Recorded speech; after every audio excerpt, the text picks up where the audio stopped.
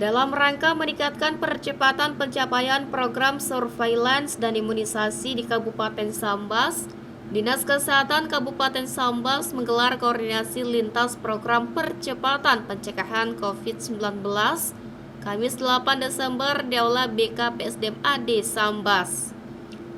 Kadis Kesehatan Urai Hendi Wijaya menjelaskan tujuan evaluasi program imunisasi pertama, yakni dengan harapan program imunisasi yang lengkap dapat membentuk herd immunity bagi masyarakat dan kekebalan kelompok anak.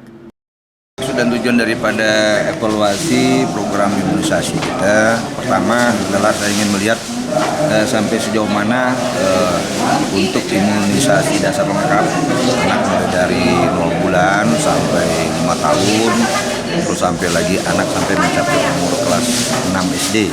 Harapan kita dengan program imunisasi yang lengkap bagi anak-anak, maka ke depan akan terjadi bagi masyarakat akan terbentuk herd immunity, kekebalan kelompok. Nah, kekebalan kelompok ini akan melindungi anak-anak kita. Target kita itu sebetulnya cukup 87%. Bahkan ada beberapa imunisasi itu 95%. Kalau 95%, kalau ada 5% yang tidak diimunisasi, maka itu akan tercover. Urai Hendi juga menjelaskan berbagai penyakit yang dapat mengancam anak-anak serta wabah yang telah terjadi di Aceh. Hendi berharap Kabupaten Sambas bisa bebas dari segala jenis penyakit yang dapat dicegah dengan imunisasi. Penyakit-penyakit apa saja yang menjadi mengancam anak-anak kita? Nah, seperti kita ketahui bersama, pembunuh nomor 1 daripada anak-anak kita, dari bayi sampai anak balita itu adalah masih akibat daripada pneumonia radang paru, kemudian akibat daripada diare. Nah, sekarang ini sudah ada vaksin untuk rotavirus untuk diare, alhamdulillah di tahun 2023. Kemudian pneumonia juga sudah ada, kalau dulu itu berbayar, sekarang gratis. Terus penyakit-penyakit lainnya ada campak, difteri, pertusis, polio.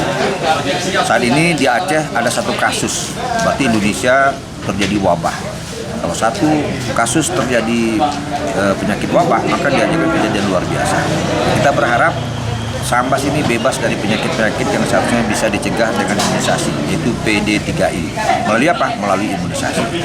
Dengan imunisasi, anak-anak kita menjadi sehat, tumbuh kembangnya juga menjadi sehat. Sebab kalau dia tidak diimunisasi, maka ini sama juga dengan menuai risiko, menuai bencana. Bayangkan kalau anak-anak tidak diimunisasi BCG, maka dia akan berisiko terkena penyakit TBC. Bagaimana kalau anak itu tidak diimunisasi HB0 hepatitis, maka dia akan berisiko terkena penyakit hepatitis. Sekarang banyak kasus hepatitis itu begitu dewasa menjadi kanker liver. Kasusnya banyak, apalagi Sambas ini dialiri sungai. Hepatitis itu virus ya, ditularkan melalui kotoran manusia bisa, air kencing manusia bisa. Kalau misalnya berak kencing di sungai, maka orang yang mengkonsumsi air sungai untuk cuci tangan, gosok gigi, maka itu terkena hepatitis. Tapi kalau imunisasi, kita menjadi kebal. Salah satu contoh, COVID pertama muncul, banyak korban, banyak yang meninggal karena tidak ada imunisasi. Begitu kita sudah imunisasi dosis 1, 2, 3, alhamdulillah sekarang ini sudah terbentuk kekebalan masyarakat. Kita lihat sekarang tidak ada lagi orang yang meninggal akibat COVID. Kenapa? Karena imunisasi. Hendi mengatakan lingkungan yang dihadapi anak-anak saat ini sangat berbahaya, sehingga anak-anak menjadi perlu imunisasi agar terhindar dari penyakit dan stunting. Evaluasi sangat penting untuk dilakukan dan wilayah puskesmas yang masih di bawah target akan terus ditingkatkan agar seluruh bayi dan anak diimunisasi. Begitu juga dengan imunisasi bagi anak-anak kita, supaya mereka sehat. Kenapa? Risiko lingkungan sekarang ini begitu banyak bakteri patogen, virus yang bisa menginfeksi pada anak-anak kita. Kalau anak-anak kita tidak diimunisasi, maka pertumbuhan kembangnya itu penuh dengan penyakit infeksi berulang. Akibatnya apa? Dia akan jatuh dalam stunting, dia akan jatuh ke dalam kemunduran fisik yang tidak sehat.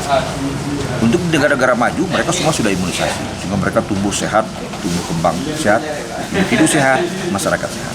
Karena itu, evaluasi ini sangat penting, akan saya lakukan secara rutin ke depan.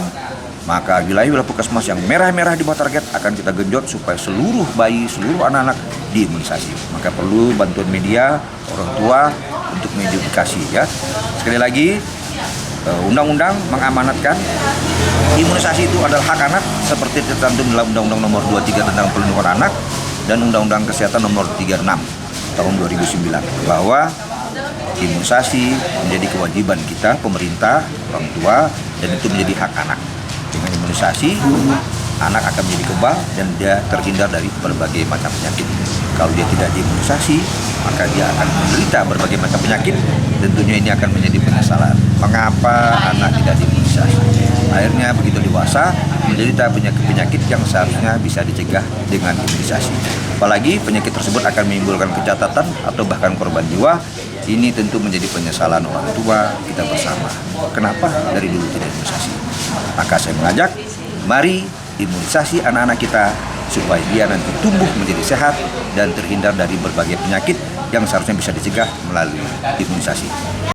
Subkoordinator Surveillance dan Imunisasi Dinas Kesehatan Provinsi Kalimantan Barat, Antonius Suprayogi menyebutkan, capaian imunisasi yang rendah bisa menyebabkan stunting dan penyakit menular. Oleh sebab itu, kegiatan ini diharapkan dapat memotivasi serta memberikan penguatan sehingga masyarakat menyadari pentingnya imunisasi. Antonius menghimbau seluruh jajaran kesehatan termasuk lintas sektor baik kecamatan, desa, lurah, tokoh masyarakat, dan agama untuk saling mengingatkan pentingnya imunisasi. Jadi harapan kami itu bahwa cakupan ini bisa meningkat, cakupan imunisasi. Kenapa? Karena dengan cakupan imunisasi yang rendah, ternyata berdampak adanya stunting, penyakit menular muncul. Saya lihat data-data yang stunting itu banyak mereka itu ternyata belum diimunisasi. Orang-orang yang sakit, anak-anak yang sakit juga itu belum diimunisasi. Itulah dampaknya. Jadi pada pertemuan ini sebetulnya kita ingin memberikan motivasi sekaligus untuk memberikan penguatan supaya masyarakat mau menerima pentingnya imunisasi. Karena walaupun Sambas cakupan Bian kemarin dia terbesar di Kalimantan Barat, tetapi untuk imunisasi rutin yang lain masih banyak yang belum lengkap. Nah itu harus kita lengkapi. Kenapa? Karena dengan kelengkapan imunisasi itu kita tahu bahwa tahun 2030 kan kita surplus demografi. Itu kalau tenaga sumber daya manusianya nggak sehat, repot kita. Makanya kita harus menyehatkan masyarakat sumber daya tadi supaya masyarakat Sambas kuat, sehat, bisa bertarung atau bersaingan dengan negara-negara lain, terutama tadi tentang ilmu dan teknologi. Kalau tidak sehat kan repot mereka. Jadi begitu intinya. Jadi, saya menghimbau kepada seluruh jajaran kesehatan termasuk lintas sektor ya, baik di camat atau kecamatan, kemudian kelurahan, desa, dan aparatnya, kemudian tokoh masyarakat, tokoh agama, semuanya ayo rame-rame menyampaikan kepada masyarakat. Mereka saya yakin pasti punya anak balita, punya cucu, punya saudara, tetangga, bahkan siapapun yang masih anak-anak. Cobalah mulai ditanyakan, apakah mereka sudah vaksin atau belum, sudah diimunisasi atau belum. Ayo sama-sama ajak mereka untuk diimunisasi. Kenapa? Karena program kesehatan lintas sektor tidak ikut terlibat, berat teman-teman di kesehatan. Sebetulnya kalau masyarakat semuanya welcome, ayo sama-sama saling memperingatkan supaya mau divaksin, diimunisasi. Nah, kita enak petugas kesehatan tinggal nyuntik aja gitu. Nah, itu intinya sebenarnya gitu. Jadi semua kita libatkan sektor supaya gayung bersatu padu menjadikan Sambas sehat dan kuat. Perwakilan UNICEF Indonesia Dr. Stewart Anwar menjelaskan aplikasi ASIK yang saat ini sedang direvisi. Aplikasi ini merupakan pendataan ulang kembali bagi program imunisasi. Dia berharap setelah disatukan dengan data yang hilang, gambaran tentang imunisasi yang ada di Kabupaten Sambas bisa lebih jelas. Dengan aplikasi ASIK versi terbaru diharapkan bisa mengambil data yang hilang dengan kerja puskesmas. Meskipun kendala sistem baru memungkinkan data hilang sehingga perlu terus diperbaharui. Kita rencana gini, saat ini kan ASIK sedang dalam proses revisi. Jadi pendataan itu kayaknya kita mau ulang lagi karena ada beberapa ada beberapa sejumlah anak yang tidak terekor, tidak terekam di dalam ASIK itu. Jadi kita mau melakukan revisi di sini bersama teman-teman puskesmas karena data itu ada di teman-teman puskesmas. Jadi harapannya setelah disatukan, jadi data yang tadi hilang-hilang itu bisa jadi lengkap. Jadi gambaran tentang apa imunisasi, gambaran anak yang ada di Sambas ini bisa lebih jelas lagi gitu. Jadi saat ini kita sekarang lagi mencoba, karena kan ASIK yang sekarang itu merupakan versi yang terbaru, di mana lebih baik dari sebelumnya. Jadi diharapkan yang versi terbaru ini bisa mengambil data-data yang hilang itu, kita akan susun, kita akan mungkin bekerja bareng-bareng dari data puskesmas, kita masukkan satu-satu ke data yang sudah ada di ASIK itu. Jadi ya namanya gini, mungkin itu kendala sistem ya, karena ini merupakan sistem baru, jadi dia terus-terus diperbaharui, jadi ada saja hal-hal yang membuat dia hilang gitu. Nah itu yang menjadi kendala. Setiap aplikasi baru pasti memiliki kendala itu. Jadi terkait bagaimana update-nya, bagaimana kecocokannya. Jadi ada informasi-informasi yang hilang di situ. Dan itu yang sedang diperbaiki. Sekarang kayaknya sih sudah lebih baik daripada yang pertama kali kayak gitu.